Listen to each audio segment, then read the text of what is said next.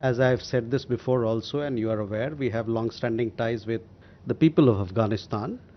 We continue to support the aspirations and development needs of the Afghan people. We also continue to have engagements with Afghan authorities. If there is any update on this account, we will surely update you. সরকার এবং আমরা সবাই এইটুকু আপনাদেরকে assurance দিতে পারি যে এই বিষয়ে যা যা করার প্রয়োজন প্রত্যেকটি পদক্ষেপ নেওয়া হবে এবং অতি শীঘ্রই নেওয়া হবে।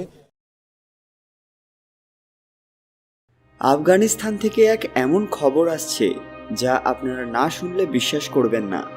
আফগানিস্তানের তালিবান সরকার এক এমন ঘটনা ঘটিয়েছে যা সবাইকে চিন্তায় ফেলেছে। শুধু ভারত নয়, পাকিস্তানের উপরেও পড়ল এর বড় প্রভাব। ঠিক কী ঘটেছে জানতে ভিডিওটি স্কিপ না করে শেষ পর্যন্ত দেখবেন। আর হ্যাঁ, কমেন্ট বক্সে হর হর মহাদেব লিখতে ভুলবেন না। সকলকে পুরান কথা নতুন একটি ভিডিওতে স্বাগত জানাই। আজকে আপনারা জানবেন আফগানিস্তানের বড় পদক্ষেপ। তারা শুধুমাত্র পাকিস্তানের বেশ কিছু জায়গায় আধিপত্য স্থাপন করেনি, পাশাপাশি হিন্দু এবং শিখদের বিভিন্ন জমি ফেরত দেওয়া শুরু করেছে। তালিবান সরকার হিন্দুদের এবং শিখদের জমি ফেরত দিচ্ছিল। এই খবর শুনে কেঁপে উঠেছে পাকিস্তান সরকার। আপনারা সকলেই জানেন যে আফগানিস্তানের ভয়াবহ অত্যাচারের পর হাজারো শিখ এবং হিন্দু দেশ ছেড়ে চলে যাচ্ছিলেন।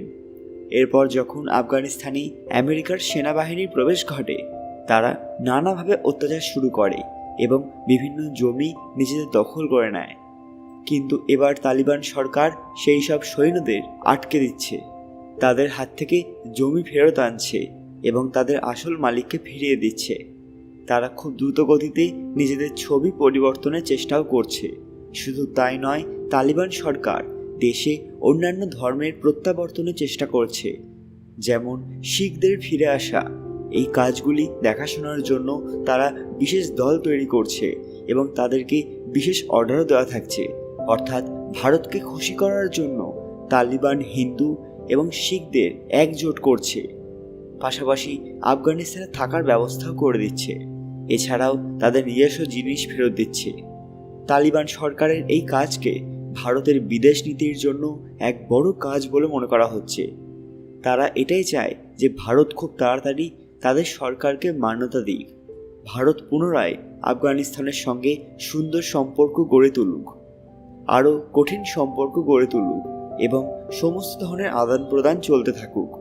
পাশাপাশি আফগানিস্তান তাদের দেশের বিভিন্ন ভারতীয় প্রজেক্ট যেমন আফগান ইন্ডিয়া ফ্রেন্ডশিপ ড্যাম ইত্যাদি বড় কাজগুলি পুনরায় শুরু করছে।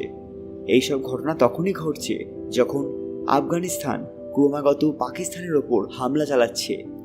মানুষ এখন বুঝতে পারছে যে পাকিস্তানের শত্রুর সংখ্যা আরও বেড়ে গেছে এবং ভবিষ্যতেও বাড়বে।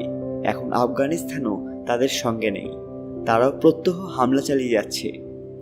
কিছুদিন আগে পাকিস্তান তাদের দেশের আফগান শরণার্থীদের ট্রাকে ভরে তাড়িয়ে দিয়েছিল। তারপর থেকেই আফগানিস্তান এবং পাকিস্তানের আন্তঃরাষ্ট্রীয় সম্পর্ক তলানিতে এসে ঠেকেছে। এর প্রতিশোধ নিতে কিছুদিন আগেই তালিবানরা পাকিস্তানের ওপর বড়সড় হামলা করেছিল। পাকিস্তান সরকারকে তাদের পায়ের তলায় আনতে তালিবানরা বড় বড় পদক্ষেপ গ্রহণ করছে। তারা করাচি বন্দরগাঁও ছেড়ে দিয়ে অন্য পোর্ট ব্যবহার করা শুরু করেছে। আর জানা যায় সেই পোর্টের নির্মাণ করেছিল ভারতে।